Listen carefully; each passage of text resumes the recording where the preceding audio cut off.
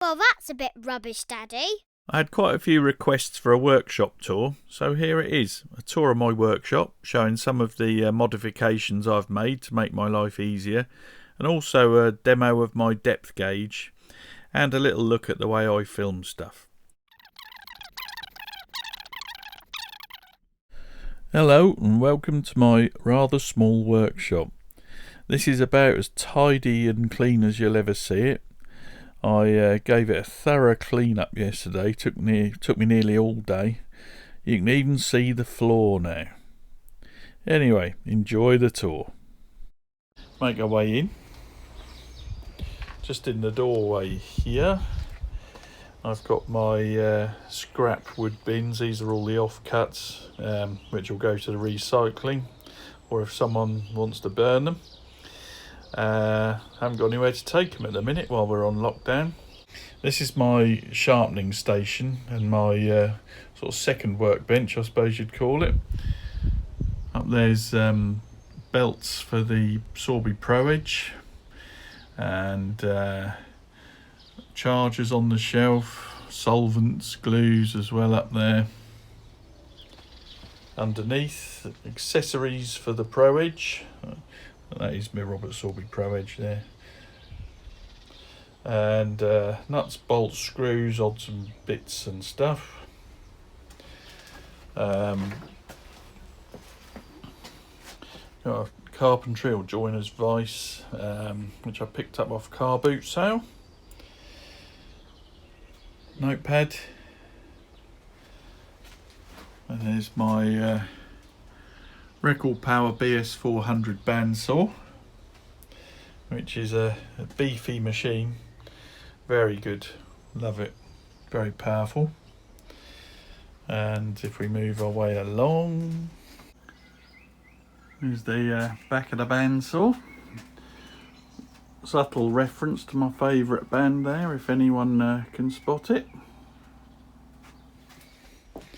Here's my current lathe, which is the Axminster Trade 1628 variable speed, and very heavy. It's about 200 kilos. It's even heavier now because I've added these shelves on each end and this big box underneath which stores all my odds and sods. There's my depth gauge there. Let's open this up.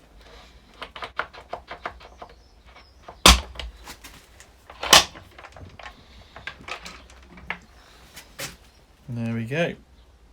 So I've got lots and lots of heavy stuff stored in there to keep the weight on the lathe.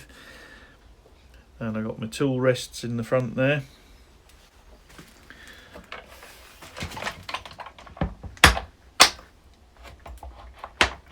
Up here, got some Milliput of course, and boxes. Lots and lots and lots of boxes.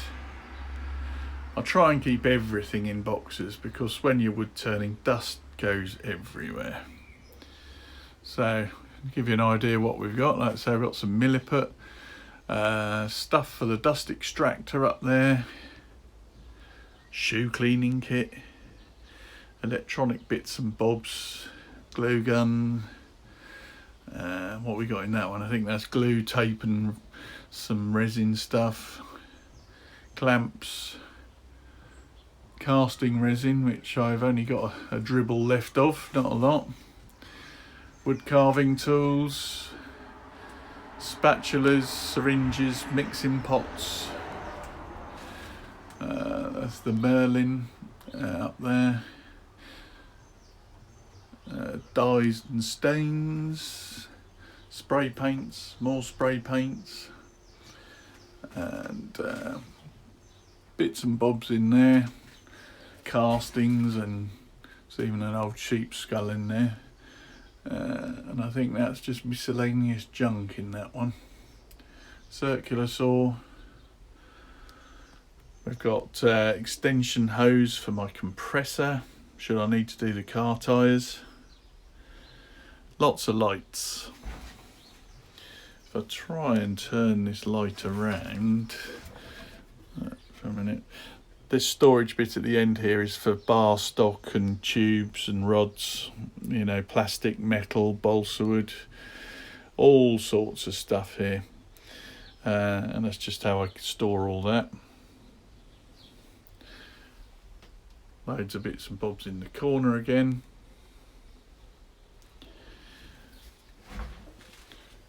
Got my Clark toolbox, which is a bit scruffy in the top. That's where a lot of stuff just gets dumped. And there we are. These are sort of my measuring tools, all in shadow foam, wrenches and stuff. More of my commonly used tools, the ubiquitous yellow screwdriver for mixing and prizing and things. 1 ton arbor press, great for doing my leather stamping. And there's my one of my tool carousels, mixture of traditional and carbide tools. You can see the bright coloured handles are the Easy Wood tools, and there's a lot of Robert Sorby tools and some Ashley Isles in there. There's another one there with some of my longer tools, the sort of pro tools. Tripod, Manfrotto Tripod, for when my camera mounts aren't enough. My Muse Scully up there, replica skull. Big Aussie burr or burl there, which I'm going to use at some point. And there, a lot of these, there's a few blanks up there, but a lot of these are half-finished demo pieces, which you know, from shows and things, which I need to finish. Flat stock offcuts for making jigs, shelves, or whatever you want. Spindle blanks, a few bowl blanks as well, wood carving blanks. And there's more of those down under here, but a lot of these are just little offcuts and things. More blanks in the corner. Hoses, more blanks, offcuts. My little Makitas, which get a lot of use. Scroll saw, record power, SS16V scroll saw. I'm not a big scroll sawer, but it's very useful at times. More flat stock up there. Alginate and plaster stuff for casting. Spare crocs.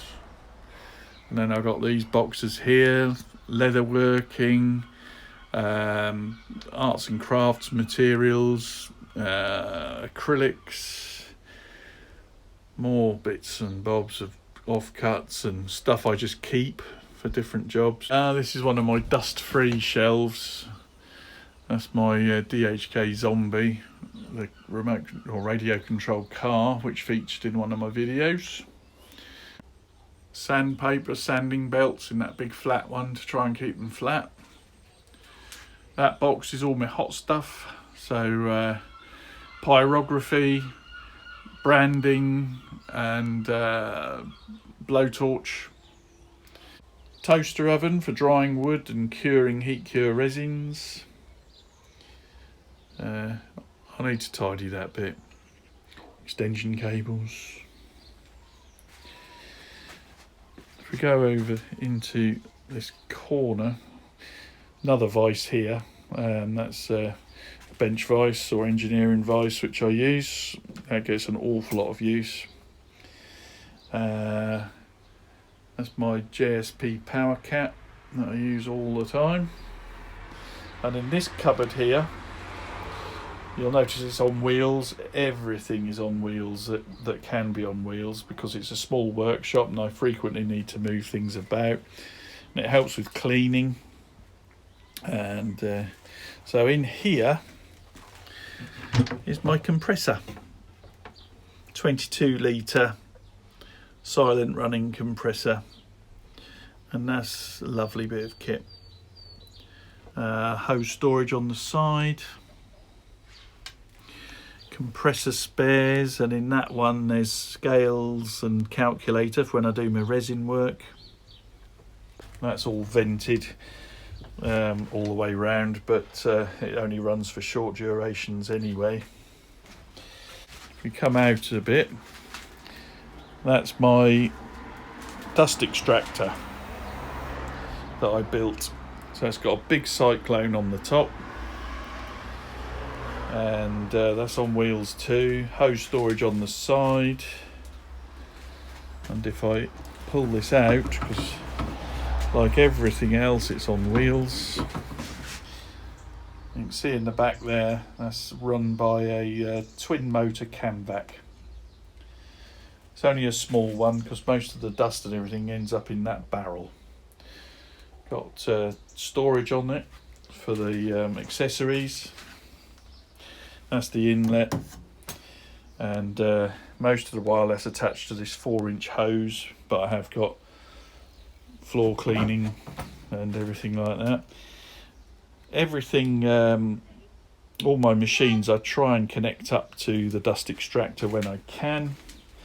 If we go back down to the lathe, there's a port there that I connect the hose to when I'm using the lathe, and that comes out at the back here, and it's connected to that, and that's the dust extraction for the bandsaw, and I've got that on an extension tube, so I don't have to get down on my knees each time to connect it up. I can just push it onto there, and these quick connectors are brilliant. It's the lathe controls. So let's move this out of the way a bit more.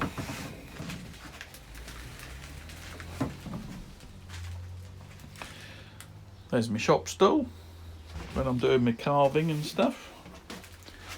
Now if we come over into this corner, got another cabinet on wheels, and if I open this up,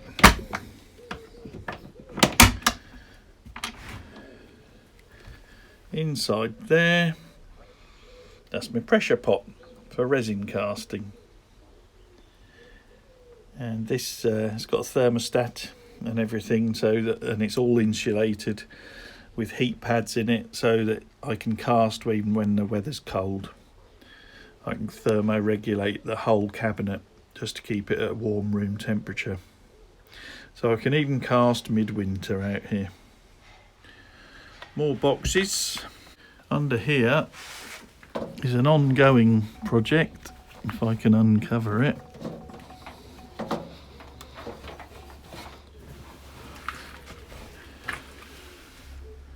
There we are. It's an old Singer hand crank sewing machine, and it's a patcher, leather patcher.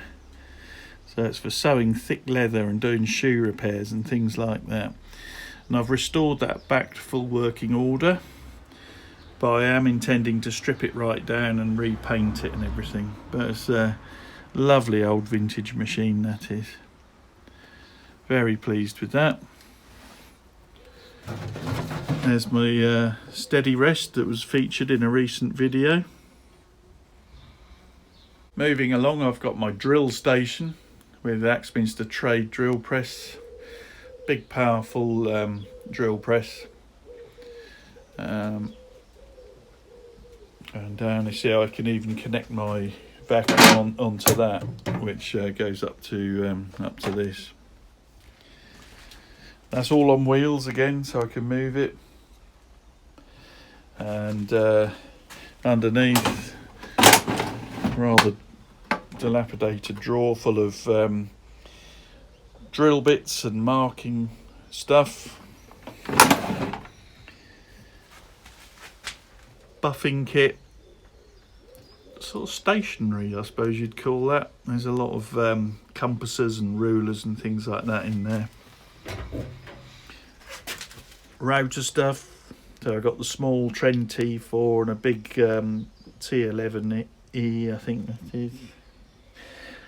Trend T11. Router accessories, more drill bits. Another thing on my drill station is I've got this tray held on by magnets just for collecting swarf and shavings. Big heavy duty machine vise there. different sets of drill bits and screwdriver bits, cutting oil, sliding chop saw, record power dust extractor up there, air filter, which I try and remember to keep running all the time I'm out here, sanding discs, chuck jaws and chuck accessories,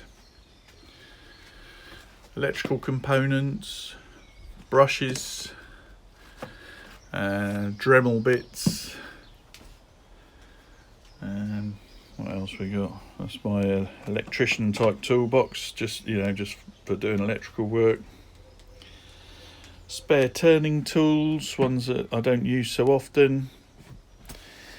And this is Lathe Accessories, things like vacuum chuck pieces and coal jaws and stuff. Wire burning kit there, the Easy with Tools one. Clamps. More clamps.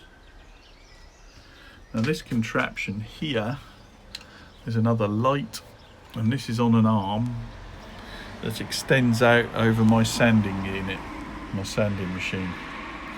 So I can get a good view of what I'm doing on this. I've recently extended this using the bits from my camera, the old camera arm, just so it comes out a bit further. I can't fix anything above the sanding machine because the garage door goes over here, so I had to come up with this. That all folds out the way. Crepe rubber for cleaning the sanding discs and belts. Sanding machine is connected to a 4-inch hose as well. That's all on wheels. This is the an old Axminster machine, which I'm hoping to replace soon. It's broken. The disc no longer runs true. It's got a wobble on it, and the unit for releasing the belt tension snapped off. So if I want to change the belt, I have to cut it off and clamp it and start again, which is a nuisance. Bit more storage under there. Leather apron for when I'm doing various stuff like wood carving. Tell them about the other stuff, Daddy. I've had a few people ask me to show how my depth gauge works, and this is it. And I'll try and show you exactly how you set this up. So here is the depth gauge. It's a simple L-shape bracket really, and jig. This is the base plate, this is the upright. This is set at centre height, and this is a threaded bar going through.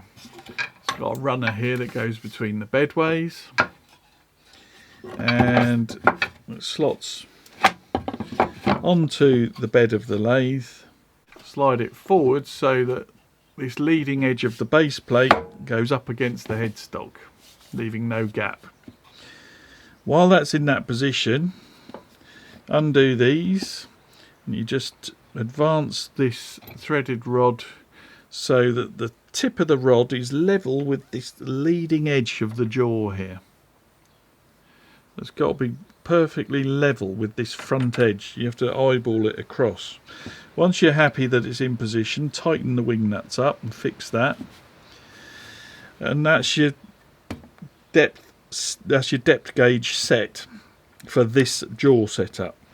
You always reset it for whichever chuck or jaws you are using, because it will vary. And then you would mount your workpiece and start your hollowing, and then you check your depth in the centre of your hollowing, so make sure the centre of your hollowing is the deepest point. The half finished demo piece here.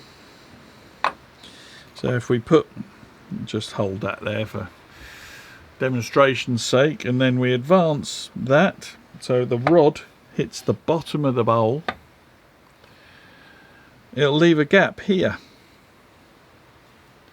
Now that gap, the width of that gap, is the thickness of wood you have got between where you've hollowed to and the front of these chuck jaws. And it's very accurate.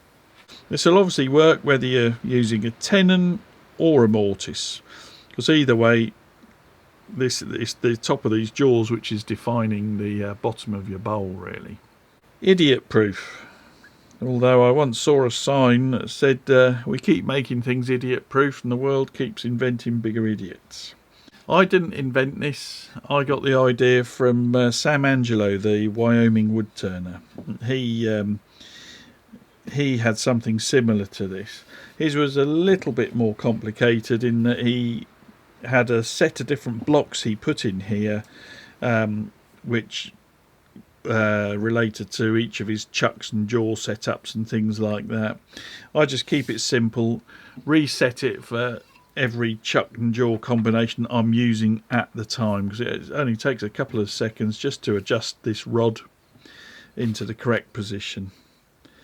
And if you need to hollow something that is deeper than this base plate, you know, something really deep like a deep vase or hollow form, you could add an extra block in here and set your depth, and then it'll be you slide the block and the base plate, and it'll be the gap that's left between the block and the headstock that is the crucial measurement.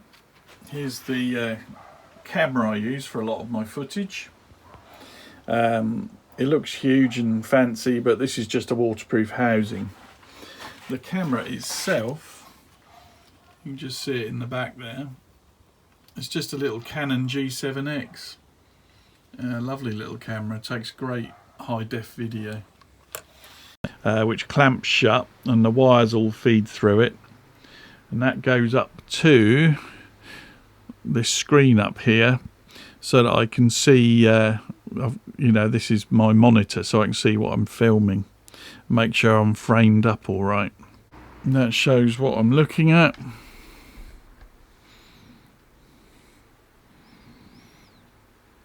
So I can pan that around, and that's attached to a Manfrotto ball head, which is on the new and improved camera arm. That's fixed to a metal bracket that I got off an old bedstead that we had, and it's got ash arms. These are Milliput. Just over the wing nuts here I've put these special levers on everything. So this has got quite a lot of travel in it. Can reach around to many different angles. So here's the arm from a different angle, and you can see that this is dropped down here for lower angles, and you can also lift it up as well.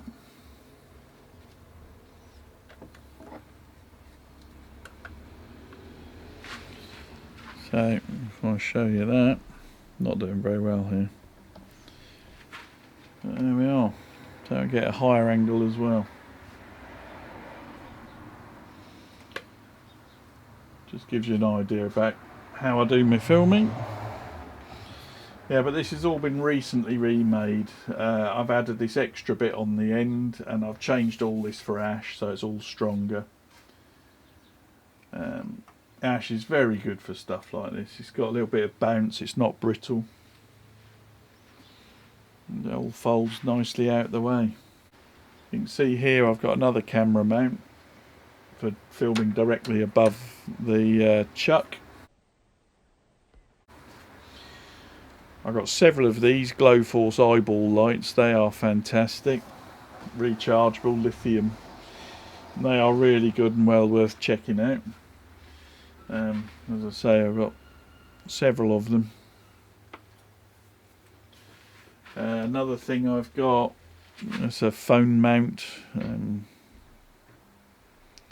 Yeah, never underestimate your phone as a tool. Fantastic footage you get from that, and that will just clip anywhere really. Another new addition is this sloping rack for all my centres, drive centres and live centres. That's a chuck reversing centre, so you can put your chuck on the tailstock. And I've got a few other tools hooked into this, and my Jacob's chuck. Here is well, it's another one of my Dremels there, but this is a vacuum gauge. This connects to my vacuum chuck when I use it, and to my vacuum pump, which is down here. And this will just make I'm just be certain then that I have got a proper vacuum on my vacuum chuck. It's just a safety feature I use, really, just to make sure I have got a decent vacuum. That red marker, anything this side, is good enough. Usually it goes right round to here. Up here I've got wood glues and sanding sealers, gloves, abrasives, knives, lots of finishing products. There's all my Chestnut Products stuff there. That's the other camera mount, the monitor, my Yorkshire Grit, some Liberon oils, and there's the main Dremel that I use, and I use them on a flexi shaft. Now when I'm using them, there's a bungee system up here with a carabiner, so it's clipped onto the carabiner, and then I can use the flex shaft. And to turn it on and off, I use a different I put it on a special extension lead. Now this is an extension lead I made.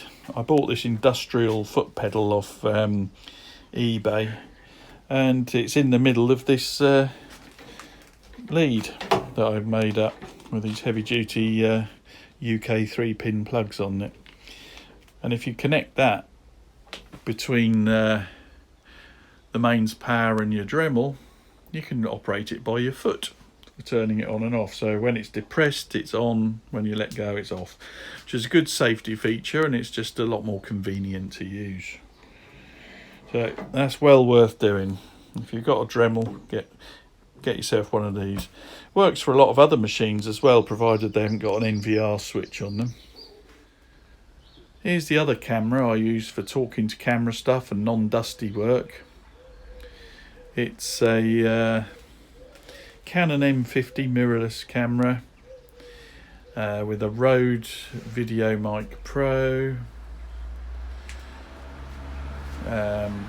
shotgun style mic. That's all on a ball head on my Manfrotto Tripod. The lens I'm using on that is a fixed focal length 22mm lens, which is about right for most of what I do. I've got a zoom on there. This is a much faster lens. Lets a lot more light in, which is good in low light conditions. Lovely crisp lens, actually.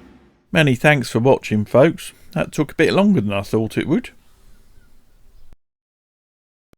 Please like, share and subscribe. My daddy needs all the help he can get. More rubbish coming soon. Well, I hope you enjoyed that. Won't be to everyone's taste, but I'll be back soon with some more creative stuff. Please give it a thumbs up, and if you haven't already subscribed, please do so. See you again soon.